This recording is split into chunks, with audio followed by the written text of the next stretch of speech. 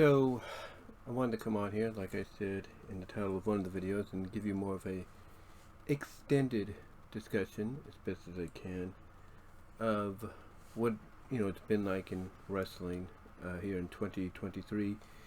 Now, I'm someone that still a fan, and has been watching from the outside. Kind of watching. Once in a while. I'll just tune in and watch here and there. I mean, I will watch a pay-per-view or a premium live event, if it gets promoted enough. So, and it's got people talking. So, I figured I'd take this opportunity to talk about some of the things in wrestling with both WWE and AEW, and kind of give it this, kind of give my thoughts on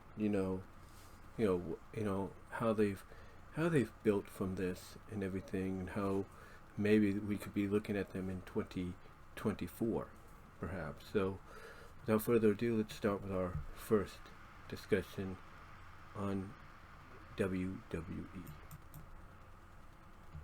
So, when we look at WWE this past year, it's been a very interesting year, to say the least. This picture doesn't really represent much of it, if you will, but there are some things in the picture in this thumbnail that you see that kind of represent it. But it's been an interesting year, there's no doubt. I mean, of course, it didn't, start, on the best of notes, as we can pretty much, attest to, if you will.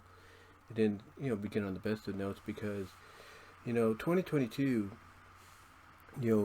kind of the middle part of it, middle part of it, I should say, ended on a decent note. There's no doubt about that. It ended, on a decent note. Basically, hold on for a second, I almost lost my train of thought here. Yeah, I'm doing this when my mom's watching the Canadian Awards, so trying to do it without any distraction. But anyway, like I said, WWE in 2022, ended on a decent note, is what I'm trying to say. Not the highest of notes in which it was hoping for, because of the fact that, well, basically, as we all know, WWE, to put more, layers to it, more context to it, basically WWE, in a sense, in the middle of 2022, this is what I was trying to talk about before I almost lost my train of thought there. WWE basically, in the middle portion of it, as I was trying to say before I lost my train of thought. Okay, let's start that over again. And like I said, starting with WWE, we know that 2023, at least the beginning of it, wasn't the best start, for the company. I mean, it was decent to the point that, they were getting sellouts and all that, but it felt like something was off compared to the previous year, mostly the second half of that year. And what was off is that, it felt like an old presence was making themselves known again, and of course that presence was Vince McMahon. And even though he wasn't making it as prevalent as, people were afraid he would, he was still making it known. I mean, there were reports from places like Fightful Select, PW Insider, and all these other reliable sources, insiders, if you will, stating that they had gotten word that Vince was kind of dabbling in here and there, and kind of like sticking his nose in here and there to, to get things done his way. Like sometimes, according to reports, he would call in via Zoom, or he would text, or he'd call by phone, and such, and talk to Hunter and say, hey, do this or do that, and I wouldn't be surprised, as I said in one of the short videos, I wouldn't be surprised if he was contacting Bruce sometimes, and Bruce would relay to him what Vince wanted, and even though Triple H might be reluctant to do it, Bruce would probably tell him something like, hey, Vince wants you to do it this way, or else he'll make sure it's done.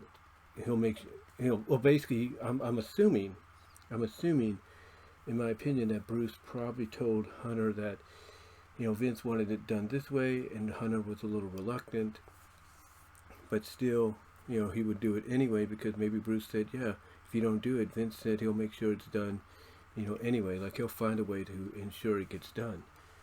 So, so there was that, like I said, there was that presence of Vince still lurking about, even though, the second half of 2022 was starting off on a positive note because Vince had to step away because of the allegations, and Hunter was now in charge, and things were looking up.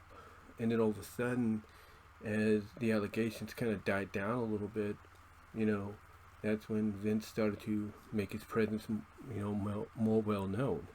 I mean, excuse me. Remember, there's even a report that went around after the allegations were originally made that Vince backstage said F him, because he didn't think he was that, vulnerable, but unfortunately he was. Unfortunately for him, he was. So he had to step away. But then again, as things started to die off and all that, he wanted to make his presence known again, and he essentially just, as people put it, bullied his way back into power. He bullied his way back into power, and even though he tried to play it off like, oh, I'm not going to be involved in creative, that's Hunter's deal now, I'm not going to be involved in creative, I'm just here with the TV rights. It ended up being a bunch of bull because it culminated, I should say, on the Raw after Mania, which he basically took over. He just ran into the ground. He destroyed it. And all the talents that were there were frustrated. Even on camera, they were frustrated. Like somebody caught on video, Seth Rollins being frustrated and all that because they didn't know what the heck was going on. Because Vince had basically taken control and said, we're doing this, we're doing... It's like nobody knew what was going on. Nobody. So yeah, it was like, this first half of 2023 didn't feel like it was, being, starting off on a good foot because of what was going on. And then we're hearing news of WWE being, potentially sold, but we weren't sure who it was going to be.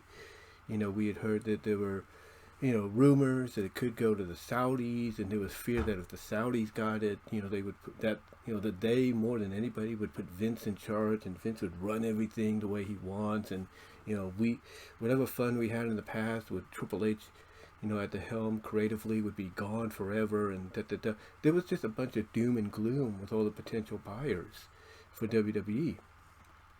But then news started to come around that, that most of the potential buyers were interested in buying the company, but the one catch is they didn't want Vince around because of his reputation, because of what they had heard.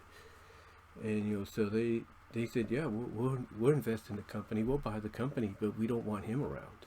We don't want him, as part of this, part of the deal. So Vince obviously wanted to look elsewhere, and he, again, people thought, okay, he's going to probably turn to the Saudis because that's his lifeline, or he's going to find somebody, and he did. He found somebody in Ari Emanuel and an Endeavor, and he got them to buy the company. He got them to buy 51% of the company. But when I heard about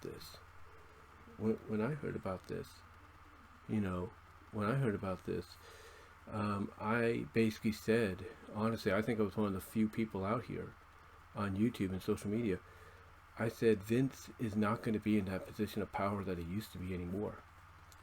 That when word got out that he would be like a co-executive, if you will, with Ari Emanuel, co-executive chairman, along with Mark Shapiro. I basically said that Ari Emanuel is going to put him in the position he feels suits him well. And if that means being co-executive chairman, then so be it. Because I basically stated that I do not believe Vince McMahon is going to be in creative, basically in creative control anymore. I said that. I basically said that I basically said we don't have nothing to worry about. And wouldn't you believe it? As soon as the deal became official and everything, what happened? We ended up getting, a WWE. We ended up getting a WWE that we got last year, if not better. We started to see more returns. We started to see, consistency in creative booking and long-term storytelling and stuff like that. And believe it or not, we actually started to see a little bit of it after Mania, because when word went across social media that the Raw after Mania was a disaster, and that it was Vince behind that, and that it was Vince at the helm of that, like I said, word got all across social media, and obviously it got to Endeavor, and they're like, well, wait a minute, we're investing money into this company with this being the primary show, and this guy that's supposed to be part of that just destroyed it.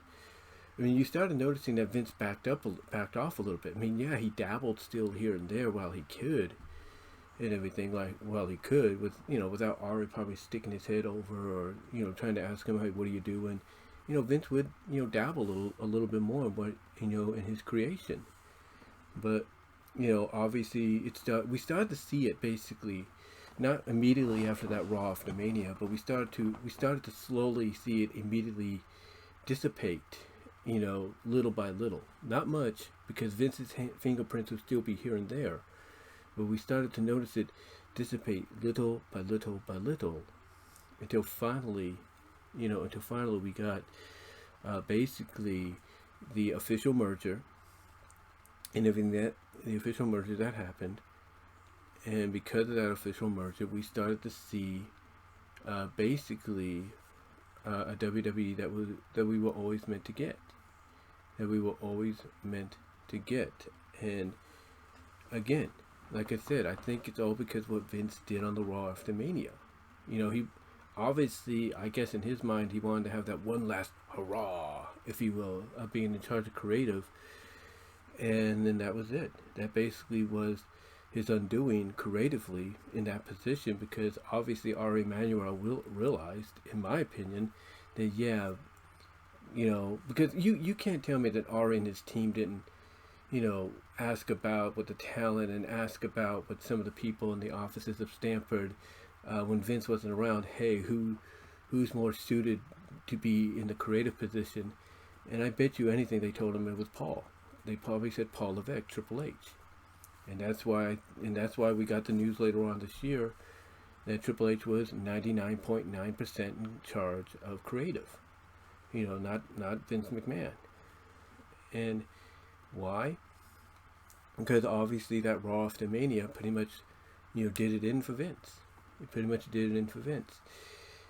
And, like I said, I came on here, as I mentioned, numerous times, and I said, look, we have nothing to worry about. Ari Emanuel's not going to, let Vince be in that position of power, because even then, before the merger happened, I basically said, Ari is the kind of guy that's going to put Vince in the position he needs to be in, and lo and behold, that's what happened. He put Vince in the position he needed to be in. And that's co-executive chairman, but basically working the businesses and all that, doing the business dealings and such. But even that position for Vince feels a little bleak, and everything it feels like, maybe he's not going to be lasting there much longer if, more stuff comes out, because there's even reports that those at TKO and Endeavor, those board of directors, feel like, yeah, this guy's going to be the death nail of us if we don't get rid of him. So yeah, Vince, thinking he was going to get, power back and everything, as some people reported, pretty much found out that he got played. That he got, that what he thought was going to be something, because he said him and Ari were friends, which I don't believe for a second. Honestly, I think there's a mutual respect from a business perspective, business perspective, if you will. Like, they respect each other as legit businessmen, but there's no friendship. I think Vince, I do believe what people say here. I do believe what JD and Salamonsta and Alex and everybody I watch here on YouTube say. Vince probably felt he was going to get his power back, and he didn't realize that the guy he was giving control of the company over to was more of a, as I put it, a now guy. A guy that recognized who need to be in what positions because, they fit in those positions better than anything. So, yeah, no doubt that Vince probably was upset at that, probably realized, he wasn't going to have that control anymore. And now probably hearing that, hey, he might not even be around for much longer, because of the other, controversy that's following him, and the fact that he sold his stock or sold a percentage of his stock. It's like, obviously he knows it's either get out, it's either, he's probably realizing either right now, probably with the advice of some people, but he's probably realizing, right now it's, either get off the, it's either, make the right decision and, hang it up and, retire and, take whatever controversy you have with you so it doesn't affect the company, overall, or be forced. And, it looks like he might be getting advice to take option A, hopefully, but, we'll have to see, but it's been an interesting year because, like I said, after the merger happened, obviously we started to see the programming getting a lot better. Let's be honest, the programming on Raw and SmackDown got a lot better. I mean, true, it may have been a bit of a drag here and there, it may have been a little repetitive here and there, but you could definitely see the improvement. You could see the improvement, occurring and happening, as we were, as we're watching and paying attention and, and keeping track of. You could see and hear the improvement going on. And, one of the things that people worried about this year was, would we get War Games again for Survivor Series because of what was going on behind the scenes? Like, they weren't sure if, Vince was going to be running things, if we would get it or not. And obviously we got it because, that's the obvious, like I said, the final nail in the coffin people needed, to know that, Hunter's now running things, and that's a fact. That's a fact. But yeah, it's been one of those years to where it's like, you knew you were going to lose some talents, for, because of these mergers, you knew certain things were going to happen. People were going to be laid off, people were going to be released, and we saw that. There's no doubt about it. We saw that. But, in the long run, though, WWE is doing better than it's ever been. Let's be honest. I mean, if you would have said at the beginning of the year, that the AEW World Champion, who won the title, what was it, at Revolution, if you would have said that guy, was going to be the world champion, CM Punk. If you would have said that CM Punk, who became world champion earlier this year, was going to be the guy, honestly, that would return at the end of Survivor Series War Games, and just 24 hours ago, compete in his first WWE match in a live event, a sold-out live event in Madison Square Garden, I don't think anybody would have believed you. But yet, here we are. It's one of those years. I mean, WWE is on a hot streak right now. And, when I think about it while I'm doing this, maybe that's what Ari also told Vince. He told him, look, your son-in-law is doing a great job booking and, booking creatively and all that, with the storylines and everything with these people. Let him do this job. Let him do it. He's meant to do this. You're meant to help me out, business-wise, with the deals and everything. Maybe he told him that. Maybe he even said, look, if you try to sneak back in there creatively, I'll find out, So, I'm thinking, once he told Vince that, maybe as they made the deal to make the merger complete and official by was it August, October of this year, I'm pretty sure that's why we started to see Vince kind of, step away a little bit. Like I said, he would still dabble here and there. You would see his presence still be felt. But, over time, you could see, that kind of dwindling a little bit, because I'm sure Ari got in his ear saying, look, if you want me to keep you around, let your son-in-law do this, and you just take a back seat. and do what you do best, and that's, make business deals and everything. So I'm sure that's what happened. I'm sure that's what happened. So to me, when I look at WWE, this year, there's no doubt it's been a roller coaster. There's no doubt it's been a roller coaster. And I still stick by what I said in that one short video. I think Cody losing this year to Roman at WrestleMania, a lot of people in the industry and a lot of fans would even say that it was the right decision. That it helps elevate his story even more. And in a sense, it has. But had they known that Roman was going to take, an excessive amount of time off, afterwards, throughout the year, had they known that, they probably wouldn't have agreed to that. They probably wouldn't have said, yeah, that was a good idea, because now they look back on it in hindsight and they realize, yeah, maybe they should have put the belt on Cody and just gone from there and tried to work from there.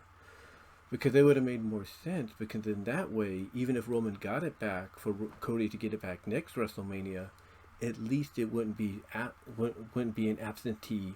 It wouldn't be an absentee title most of the year. So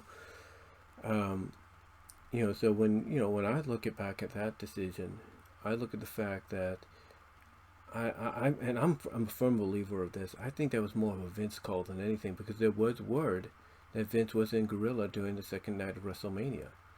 So there's no doubt in my mind that was a Vince call. Like maybe Hunter wanted to do it one way where Cody would win, but then Vince said, no, I'm in charge now. I'm taking control. Cody's going to lose. And I bet that's what happened.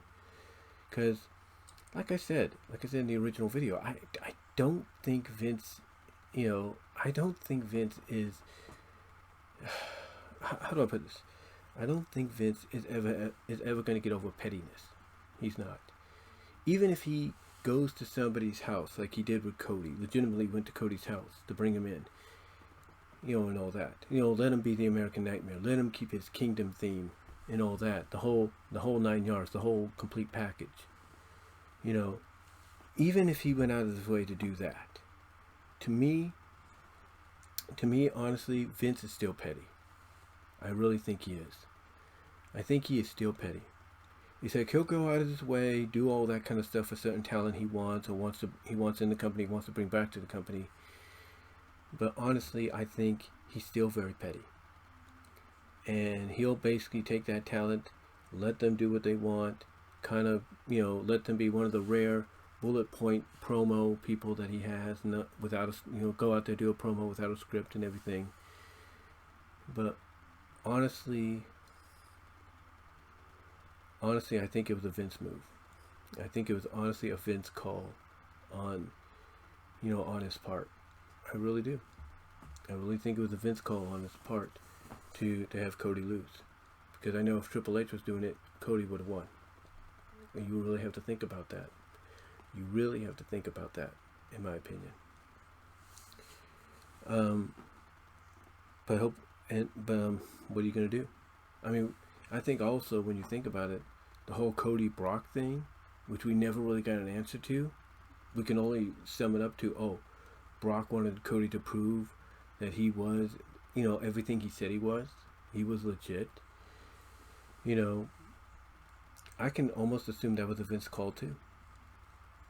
Because you can't tell me Vince doesn't put certain talents like Cody, who he's going to make the face of the company, who he says he's going to make the face of the company, he's going to center the company around. He doesn't, bring them in, go out of his way, like I mentioned, the way he did, just to put them on a pedestal and say, hey, you're our new face, you're our new champion. No. What Vince does, honestly, is he'll go through all that, like I mentioned, but he'll also start showing his pettiness. As soon as he has them sign that contract, he gets this look in his eyes like, you're mine now, and I'm going to do what I want with you. And that's what he did. And I'm pretty sure he apologized to Cody and maybe even said, look, I admit I'm a little petty, and yes, maybe I'm just doing this to get back at you for helping to create AEW. Maybe that's why he did what he did, to get back at Cody for making AEW a reality. And if that's the case, then fine. Just come out and say that. Just maybe have Cody do one of his little work shoots, if you will, in the ring after the Brock situation was done. Just have him tear the curtain back and say, look, if you guys want to know why I was feuding with Brock or why I lost to Roman, well, you can thank Vince for that. That was his idea, and then just move on from there, or do something in a way to acknowledge that Vince was responsible, because I think he was. Let's be honest. We all think he was, if not believe he was. But now we're seeing a little bit of a rectification of that. Well, not rectification, but ratification of that. We're seeing we're seeing things being fixed, put into the right places, and all that. Thanks to Hunter now being in complete control, and you can see that. But obviously, Vince's presence is still going to be felt. It is, because if Hunter Paul takes time away to take care of other things, like a couple weeks ago after Survivor Series, he was away on business for the media rights for Raw and all that with Nick Khan and Shapiro and all that, and Bruce was in charge. Bruce Pritchard was in charge. You could still, that would, by extension, mean you'd still feel Vince's presence. And even though the show was written and taken care of and in the can and finalized and all that days before, you could still feel, a difference. And that difference was not just Bruce running things, but that difference was Vince, himself. Because, even though Vince wasn't there physically, Bruce learned from Vince. So if Bruce ever gets a chance, when Hunter's away, Bruce is going to take what he learned from Vince and apply it. Even if the show is written, booked, and set to go in a certain direction, Bruce is going to make sure he does it in a way that Vince would. But hopefully, in the coming year, that's something that gets rectified. That's something that gets rectified, because when I look at WWE in 2024, I look at WWE in 2024 as having a year, like I said in the short video, that's going to basically have fans overall. They're going to have fans overall, excited. They're going to have fans overall excited for what's to come and everything. And that's a fact. That's a fact. They're going to have fans excited for what's to come, in 2024, because when you look at, the path that they have for 2024, for WWE, you can already see the building blocks for that, being put into place. There's certain, pieces being put into the right positions to, head down that path to the Royal Rumble, to Elimination Chamber, to WrestleMania. You're seeing all the right building blocks, if you will. You're seeing all the right building blocks, all the right pieces, being set where they need to be set. I mean, we already got pretty much confirmation that we're getting the Usos against each other at WrestleMania. We pretty much know that we're going to hopefully get Roman against Cody Rhodes at WrestleMania. We know that we're getting the building blocks for CM Punk and Seth Rollins at WrestleMania. So we're getting all of that put into place. I mean, you already got Cody and CM Punk lined up to be in the Royal Rumble. And I look at it this way. I think what we're going to get is, pretty much an ending that's very similar to what we've had before. And we've only had it twice. That was Bret Hart, Lex Luger, John Cena, Batista.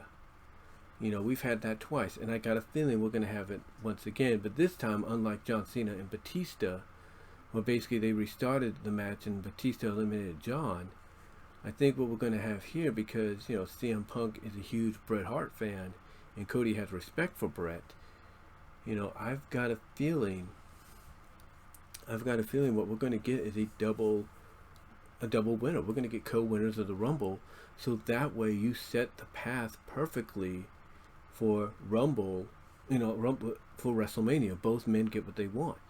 CM Punk, by being a co-winner, gets Seth Rollins at WrestleMania. Cody, by being a co-winner, gets Roman Reigns. End of story. Now you might say, well, what about the Elimination Chamber? What does that do? Well, you see, that's what's going to get interesting because the Elimination Chamber could be set up to have a winner of the winner could be set up to have the brand whose talent did not win the Rumble or who does not have a championship chosen for WrestleMania to be defended in. You could have the Elimination Chamber chosen, utilized for that. You could have, you know, like if Cody wins and he decides I'm going over to SmackDown, I'm going to challenge for the WWE Championship against Roman. Then obviously you set up the Elimination Chamber for the for the winner to face, where the winner of that becomes the challenger for the world champion at WrestleMania, or vice versa. If CM Punk wins and he goes after he goes after the world title, then you can have the winner of the Elimination Chamber go after the world championship as well. But then that brings things up into a complication because people are like, well, if Cody's challenging Roman, how does Cody get into that match if it's going to be a SmackDown match? And there could be many ways it gets done. You could do, as some people have suggested, an inter-brand elimination chamber. To where the winner, whether it's a Raw star or a SmackDown star, challenges Roman. And vice versa. But I think, honestly, the best solution, in my opinion, because, obviously now you have two people that people want to see win this thing, I think the best solution is going to be a double elimination co-winners of the Royal Rumble situation. I really do. That's just how I see it.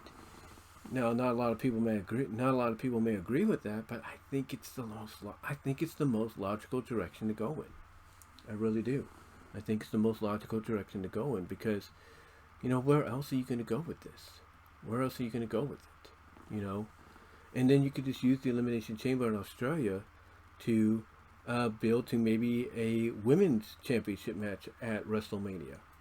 Like whoever wins the women's Royal Rumble, if it's somebody that decides I'm going to go challenge for the women's world title, like Bayley has said she'll do against Rhea if she wins, then you have the Elimination Chamber, put together for the women, to challenge for the winner of that to challenge the women's champion down the line. That could be Io.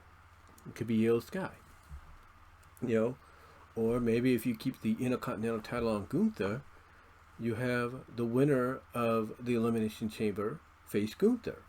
Or if you keep the championship on Logan Paul going into Mania, like people are saying they're planning to do, then you have the winner of a SmackDown Elimination Chamber face Logan Paul. I'm just saying.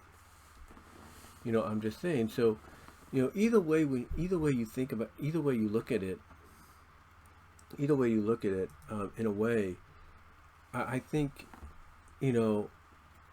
honestly, when you come down to it, there's no doubt in my mind we're going to get co-winners of that Royal Rumble. That's the only way I see it happening. Because I don't think WWE is going to want to get too complicated, if you will. I don't think WWE's want to get too complicated, when it comes to, okay, how do we get Cody from point A to point B, which is Roman? How do we do that? So in my opinion, you got to go the co-winner route. It's a rare thing. You don't see it always happen, and it makes things interesting. But also, in a sense, it gives everybody what they want. CM Punk gets his WrestleMania match. Cody Rhodes gets his. End of story. And in that way, you could have, basically for the second year in a row, because last year's Royal Rumble was under Triple H, I think, and so were the women. But this year, you could have Triple H top it by saying, look, we're going to have two co-winners. We'll have two co-winners of this, and there you go. Because fans want both of them to win. And you're not just, straight out giving Cody a back-to-back win as a Rumble winner. No. This year, because this time around, yeah, he'll win, but he has to share the win with the guy that nobody thought would come back to the company in CM Punk. I'm just saying. So I definitely feel like that's a good way, and basically a very talkative way to get the WWE started out this year, from a PLE perspective, going forward into 2024. And however they build from there, it's a different story. Now, a lot of people say that a lot of contracts are coming up in 2024 as well, but honestly, right now, I don't think we have anything to worry about. I mean, there might be some certain talents that get let go and everything, might let the contracts expire, but I think that would mostly be like NXT, PC, talent. I think that's what's going to happen. And if so, you know, yeah, it's a loss for WWE, but hey, let those men and women go out and get more experience, um, on the independent scene as well as elsewhere before coming back. That's how I see it. But I don't think we have anything to worry about because if they're already locking down Charlotte. All right, sorry about that, guys, but like I said, you're hearing about all these people, under contract and everything, with their contracts coming up in 2024, and you already have WWE locking down people for many years or several more years. I mean, Charlotte getting probably the highest paid contract of any woman in modern WWE history. With a RV and everything attached to it. They locked down Bailey. They're in the process of locking down Cody, and of course you got Seth and Becky's contracts coming up. Look, there's no doubt they're going to keep these people under contract. AJ Styles the same way. They're going to keep them under contract. There's no doubt. And for anybody to say, oh well, they're going to leave, they're going to go to AEW or they're going to go to Impact, look, it's like I've said before, and others have pointed this out. The reason they want this to happen, the reason fans are hoping, oh, this person explores this option or they explore that option, and everything, is mainly due to the fact that what they want is for their dream matches to happen. Hold on for a second. Sorry about that again, guys. That's the one issue when you're living with folks and everything. It's like they got good timing. They're trying to snoop, and that's why there's a security camera on. But anyway, like I was saying, there's no doubt WWE's going to lock down a lot of these people, like Becky and Seth and AJ. I mean, again, like I was saying, they're already working on getting Cody locked down as well. So for me, 2024, like I said in the short video, is going to be an interesting year. One that a lot of fans are going to enjoy because you're already seeing the building blocks, for it. You're already seeing the building blocks and everything for the upcoming year and what Hunter and his crew has planned and all that, and everything. Hold on for a second. Like I said, they're gonna try to lock everybody down, and as I said in the short video, everybody is gonna definitely look forward to 2024 when it comes to WWE and Triple H because you could see the building blocks already being put into place. As I was trying to say earlier, that you already see these building blocks occurring within the company. It's like I said or tried to say earlier, and again, this is what happens when you try to do a recorded or live stream video with people home that don't understand the concept. Basically, you could sense where he's placing certain talent and what he's doing. I mean, he's already rebuilding a lot which was torn down. The women's division is being rebuilt and focused on again, refocused. You're seeing the women's tag division being refocused and everything. You're seeing all the men's divisions, tags, intercontinental, US, the main event championships, world and WWE titles being focused on and everything. You're seeing all that, getting focused, and that's great. That is totally terrific on his part. And you're also seeing a focus on factions. You're seeing a focus on factions being built and rebuilt and everything. Like you got stories with them as well, like with the OC, the WWE equivalent of Bullet Club. You're seeing that kind of get rebuilt as well. You're seeing that kind of get rebuilt as well. Under Triple H, like you got the integration of their own take on AJ's lone wolf persona that he had back in TNA during his final year or so with TNA. You're seeing that here, and you're seeing it incorporated this time, with the main event scene of, the bloodline and everything, but you're all seeing it incorporated with the OC and the rebuilding of that. Because they're going to get back together with because honestly, people love the OC, and Triple H knows that. Triple H knows the OC is, part of the Bullet Club, which is, kind of a, an homage, a spin-off, if you will, a modern day homage, if you will, in the past decade of the NWO, which was spun off from the Click, and you got the DX resemblance and all that, or DX connection, I should say.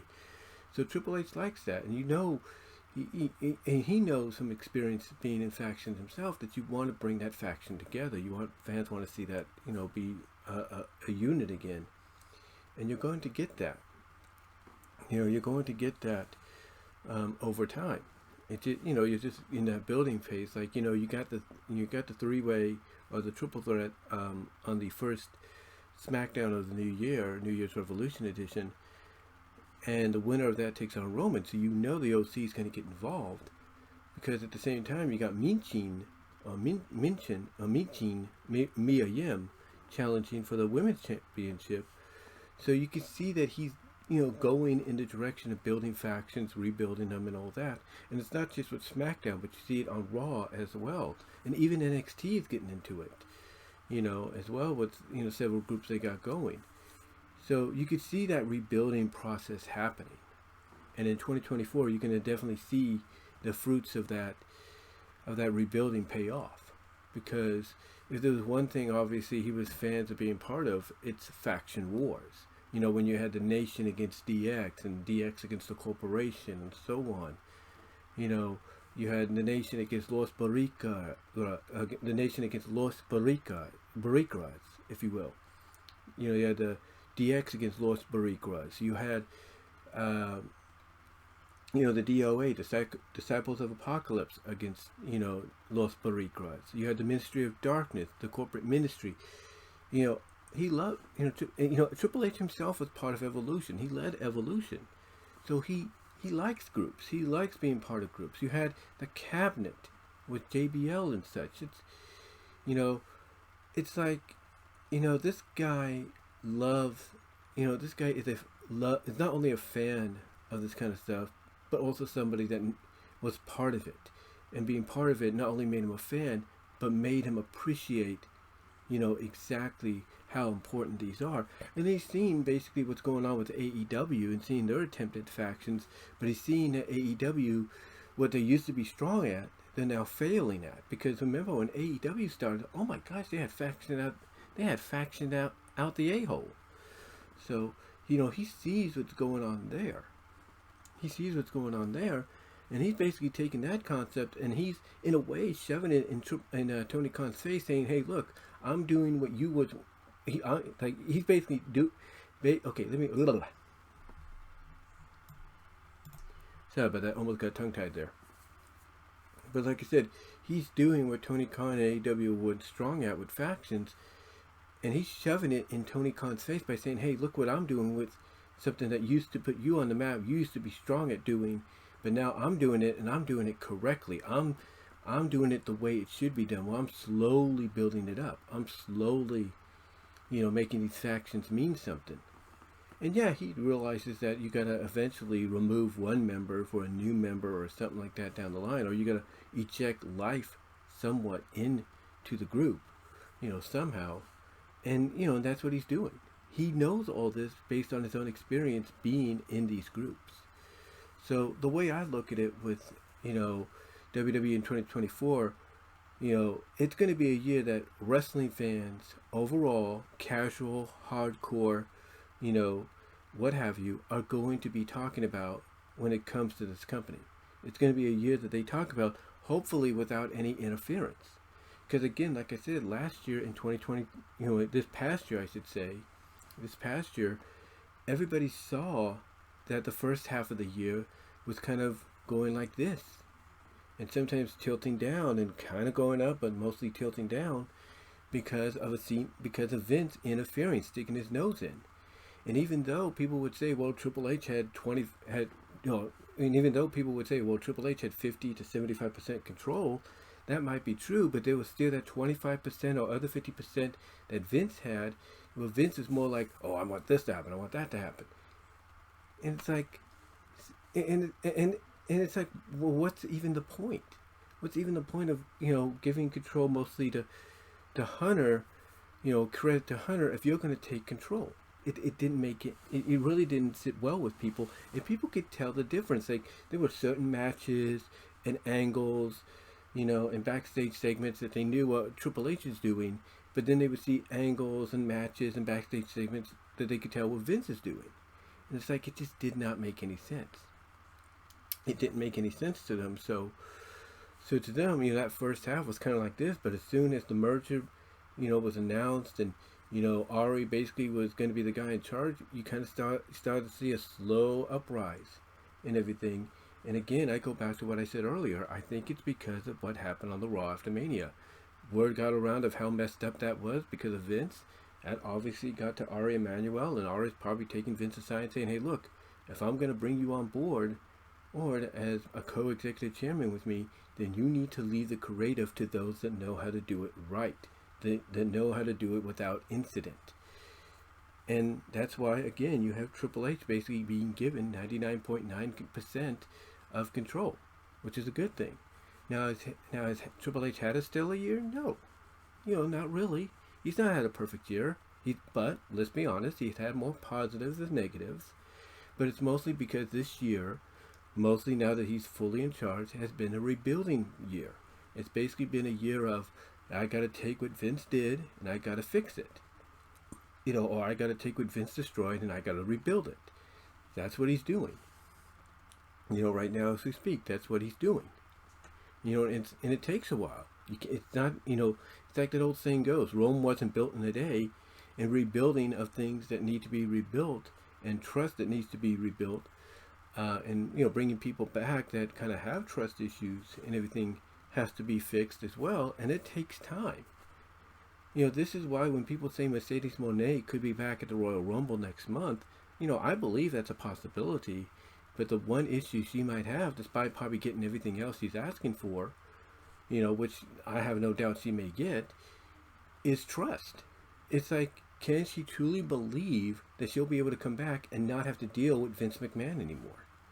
Will she be able to believe Hunter when he says, hey, I'm running things now, you don't have nothing to worry about? Can she really believe that? Because I guarantee you, if she hears Bruce is still working with Hunter, she's not going to want to be there. She's not going to want to be part of that. Or she might say, hey, look, if you're going to be gone and Bruce is in charge, I don't want to be, on the same show that Bruce is running. I don't trust it. And maybe Triple H will agree to that. Say, okay, if I'm gone, you don't have to worry about being on the same show with Bruce. I'll just I'll just give you that night off. And there you go. But again, this is where I believe, in my opinion,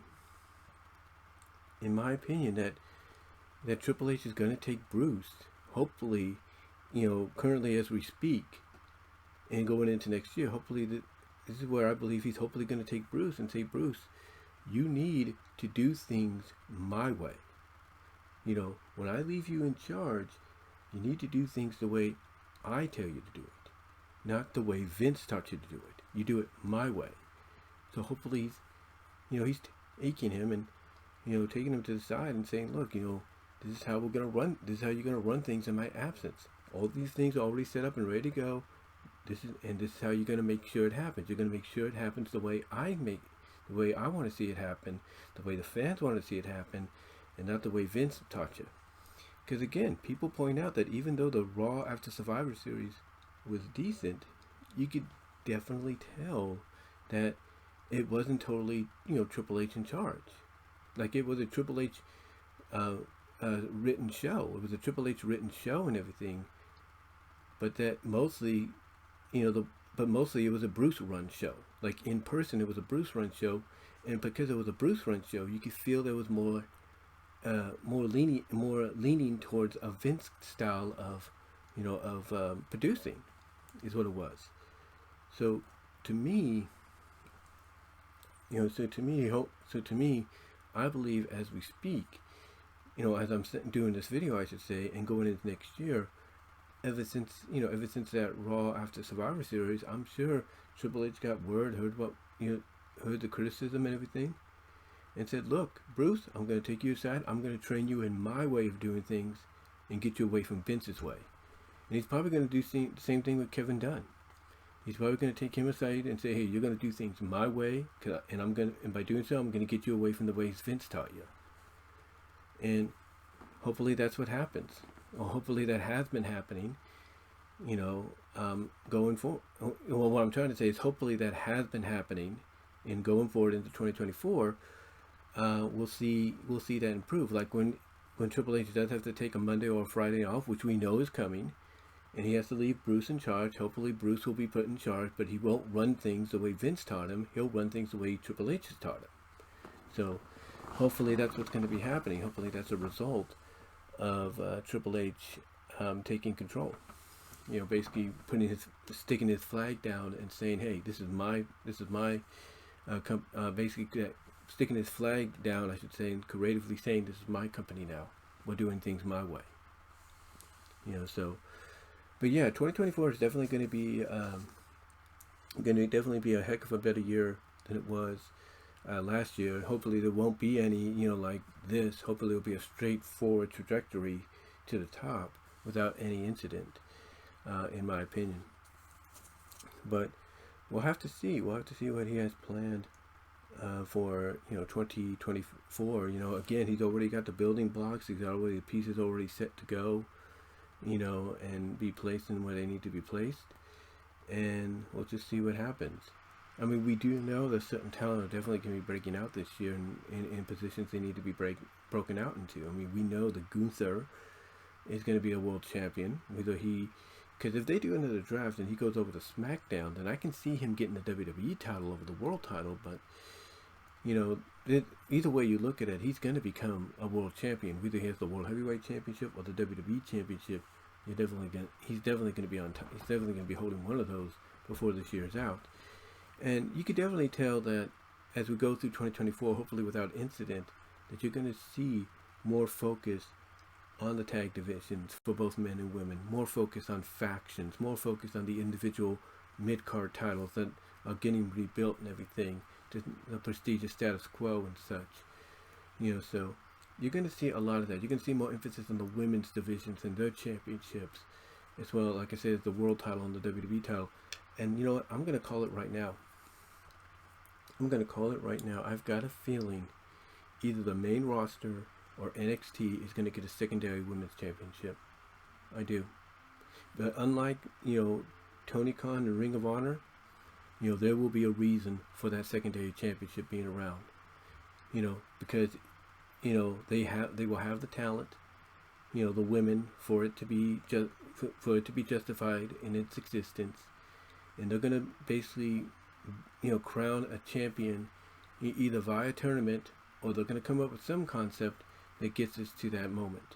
But I have a feeling we're going to get a secondary women's championship, singles women's championship, before a year's out, either for the main roster or for NXT.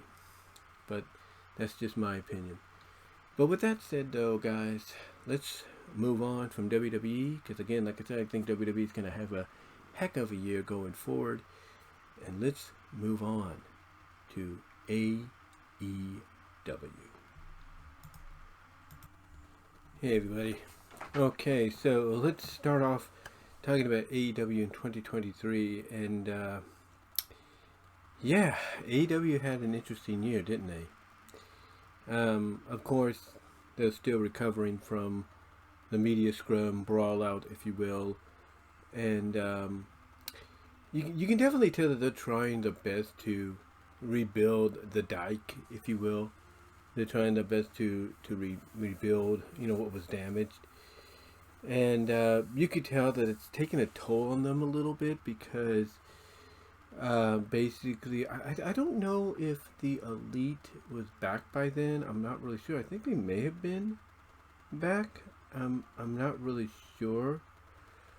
I don't know if they were back by then or not. I'm not really sure, but you can definitely tell they were in recovery phase with this year because of what happened. Of course, CM Punk was out with an injury, The Elite were out because of the involvement with the situation. So it was definitely a year of recovery, and you can definitely tell that they were relying on certain talents like Moxley and MJF and others to pull them through. Bryan Danielson, you know, and so on. They had just brought in Soraya, aka Paige, and they had just, I think, started to build this group, with her, the Outcast, which, let's be honest, the Outcast had potential. They had potential to be a great faction for the women's division.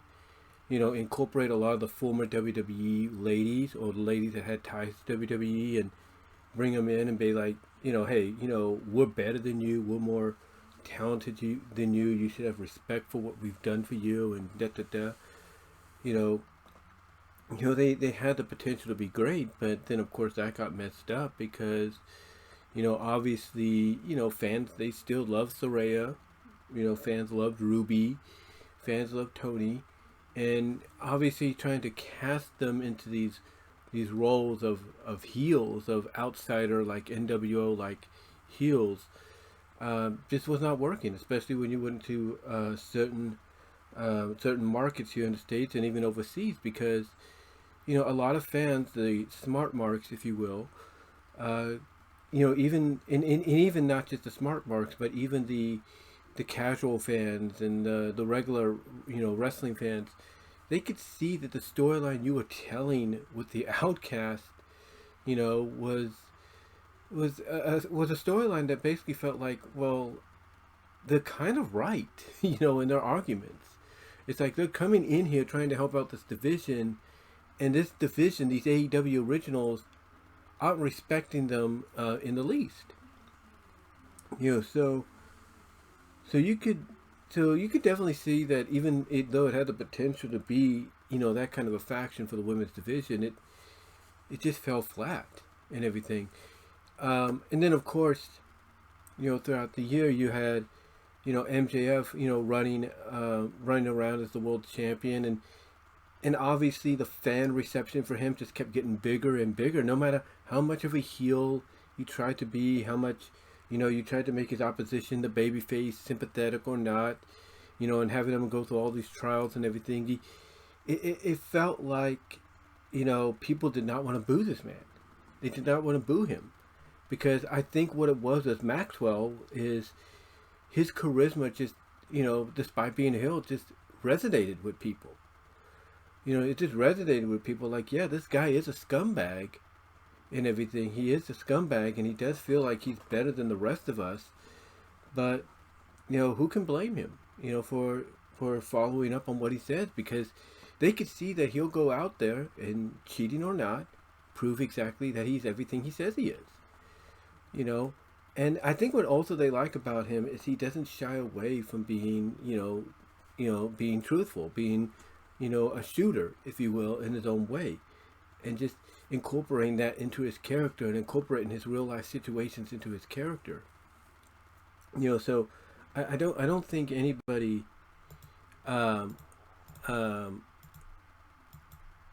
is against him on that. I think that's why a lot of fans side with him, basically.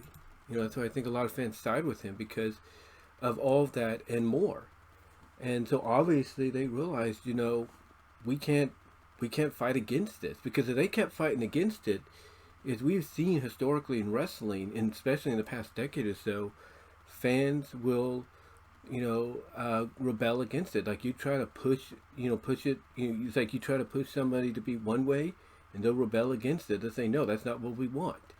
This is what we want.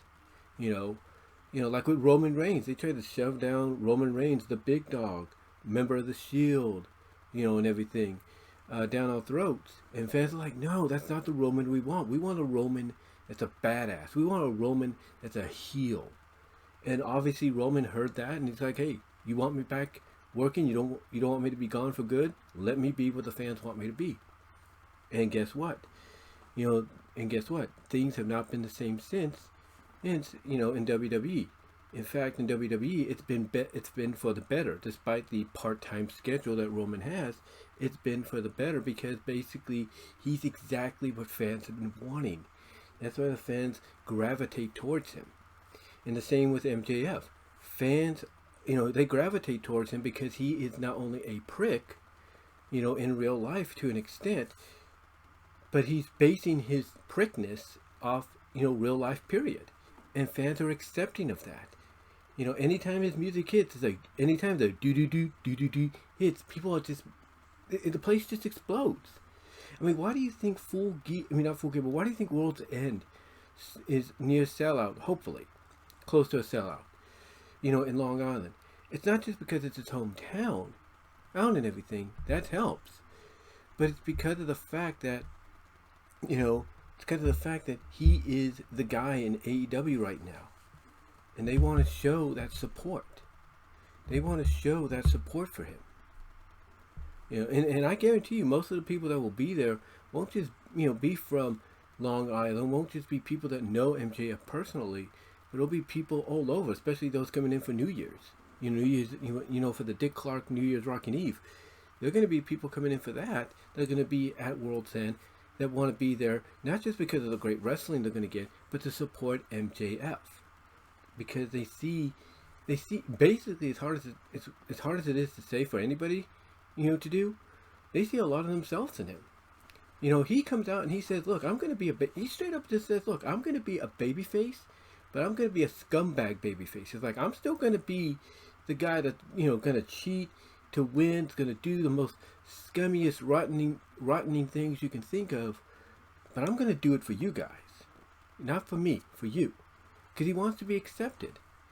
He wants to be accepted in everything. And to me, you have him evolving throughout this year, going from being what he was at the start of AEW, and during his tenure in MLW, believe it or not, to being what he is now, that evolution, it's a great... Sorry about that. But anyway, like I said, we're seeing this evolution of this character to, like, he's basically saying, look, I'm still going to be me, but I'm going to be your version of me. I'm going to be the guy that, does all this crazy, scummy, heelish stuff for you. And what's going on right now with him and his devil storyline and all that, it's got people interested. And that's one of the things that got people to want to go to World's End. Not just to support their guy, but to see who's pulling the strings, on him, like who's trying to set him up, in this scenario. Like who's working in cahoots with, it's like who's working against him. It's like, is it Adam Cole that's working against him? Is it someone that's going to debut from WWE that's working against him? It's like, people want to know. People want to see who it is. People want to know if it's Roderick Strong, or Britt Baker. People want to know this stuff. Because it's like they look at one of the things that really put Max on the map, helped him in that evolution of his character this past year, that tag team, the Better Than You Baby tag team he had with Adam Cole, one of the best things AEW's done, but people enjoyed that. And now they want to see whether or not, if the suspicions are correct. Like if, Adam Cole, has been just playing MJF the entire time because Adam Cole wants the AEW World Championship, and if he's using also Samoa Joe, because tonight Samoa Joe turned on MJF, basically showed that maybe he's in cahoots, or maybe he made a deal with the devil to get the devil's henchmen, who people are assuming is the Kingdoms, Matt Taven and Mike Bennett, the tag titles. People want to know if maybe he's just using Joe as well. Like, look, like maybe he's going to seem like he's going to help Joe become champ, and then he turns on him. People want to find out about that. So, you got that going on as well. And to me, we're going to see the full circle culmination on Saturday, to this. And it's one of the better things that's come, that's basically come out of, AEW in 2023. But of course, like I said, AEW's had one of those interesting years. For one, you look at AEW and you look at the fact that, for one, the women's division used to be one of the top-notch women's divisions in wrestling, right? It used to be one of the best, but all of a sudden it's been taking a nosedive. It's been going, that's what it's been doing. It's been taking a nosedive. For example, you know, the talent that they had after a while, like Jade Cargill, she she held the TBS championship for 500 plus days. Let's be honest, 500 plus days or so, right? So what happens? You know, Not only does she lose the championship, but that TBS title, as much as Chris Statlander tried her best to elevate it and give her credit where credit is due, it just was not the same.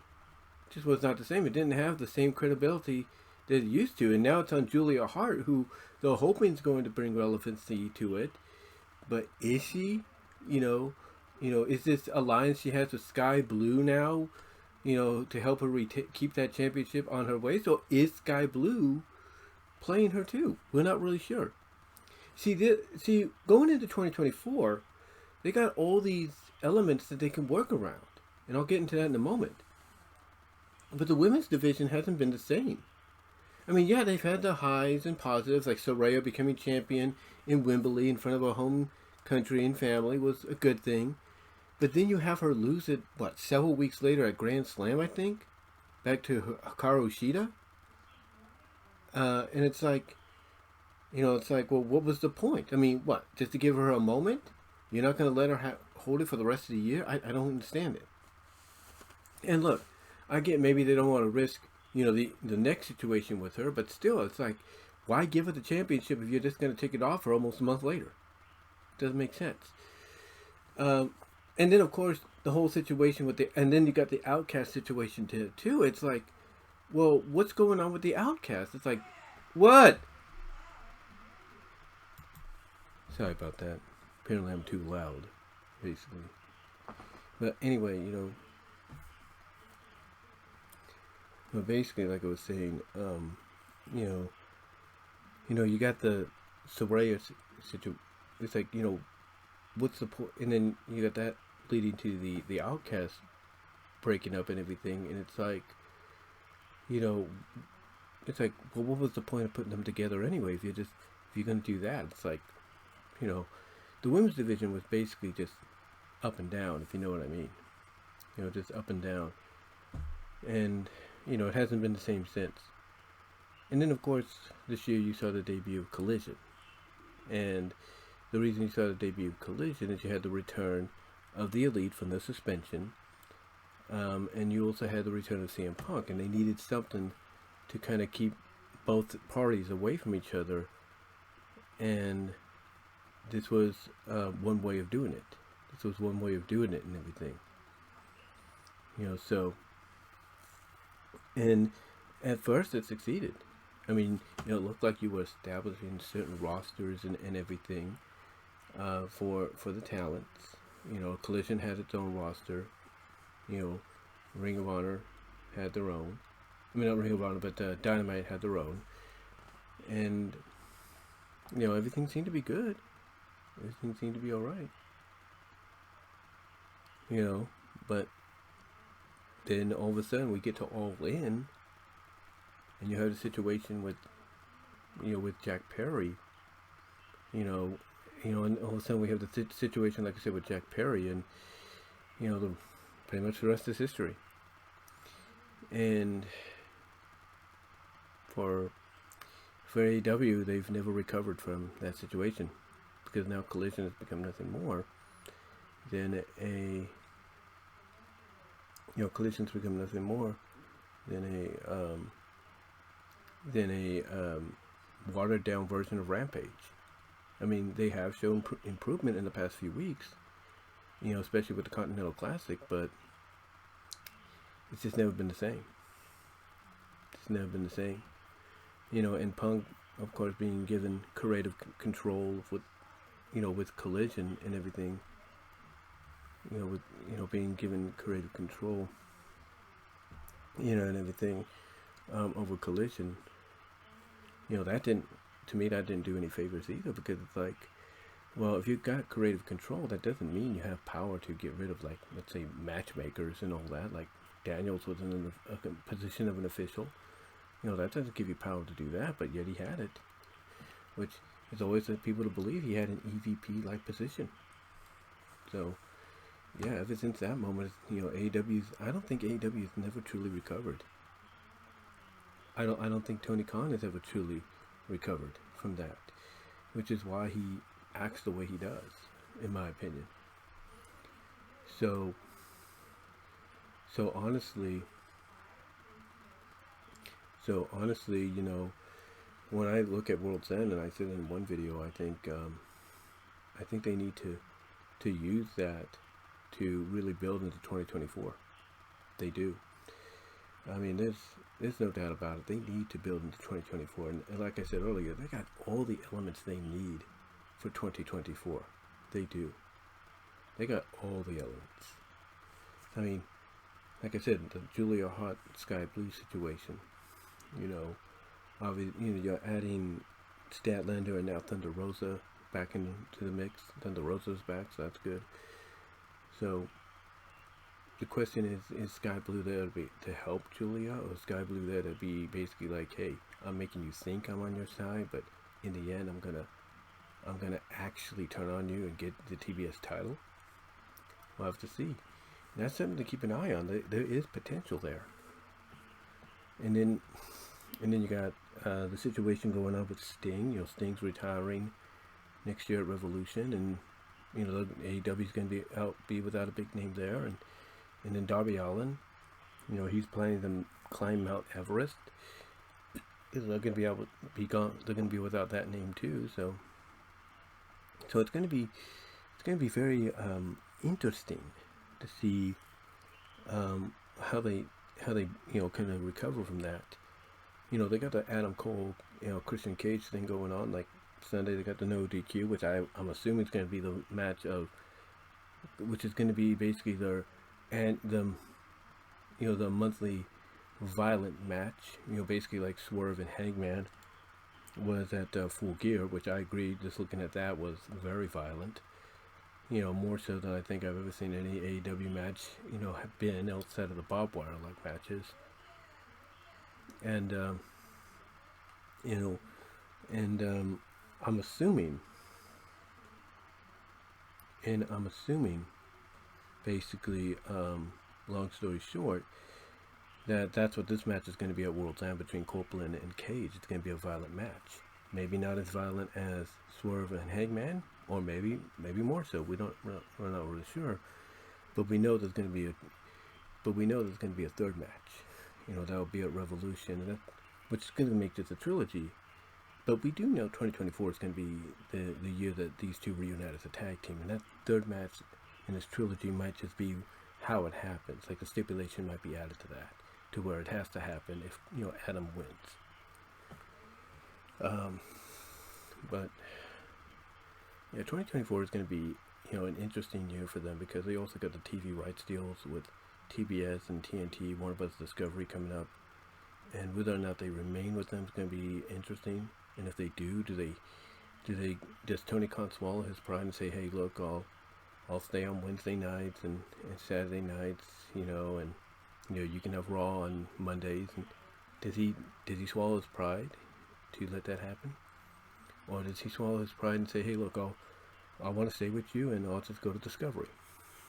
We're not really sure, because he wants that deal with Max.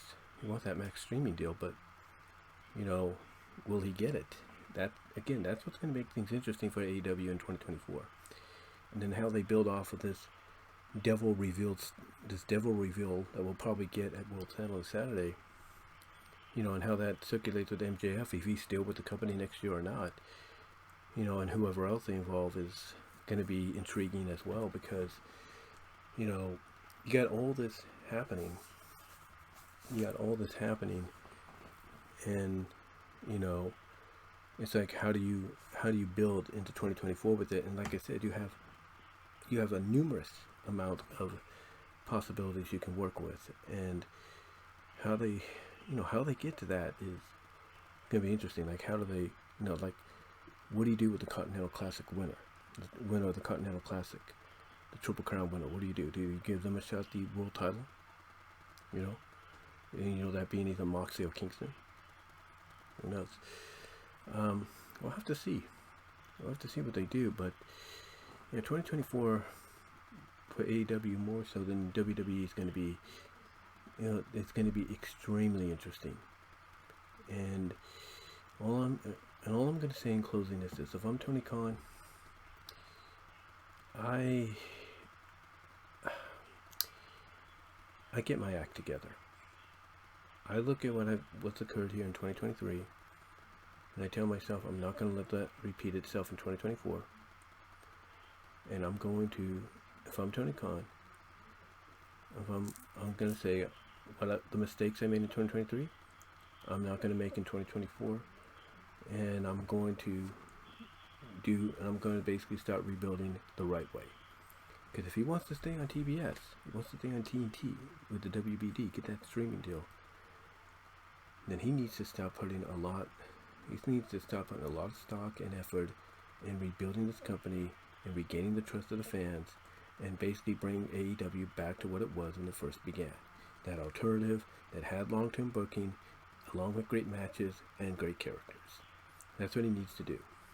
And he needs to use 2024 to get over the fact that he doesn't have CM Punk anymore, and he needs to move on. He needs to move on. Because I think that's what's really affecting him. That's what's really affecting him. He is, he had all these plans probably centered around Punk, and now he's had to change them. Because he had to fire him.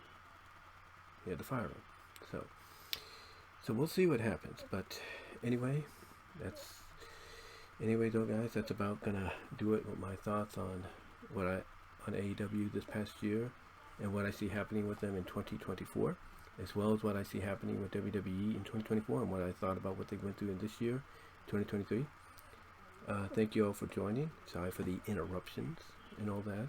So let me know what your thoughts are down below. Comment if you like. Love to hear from each and every one of you on this. What are your thoughts on this past year in both companies, and what do you see for both companies in 2024?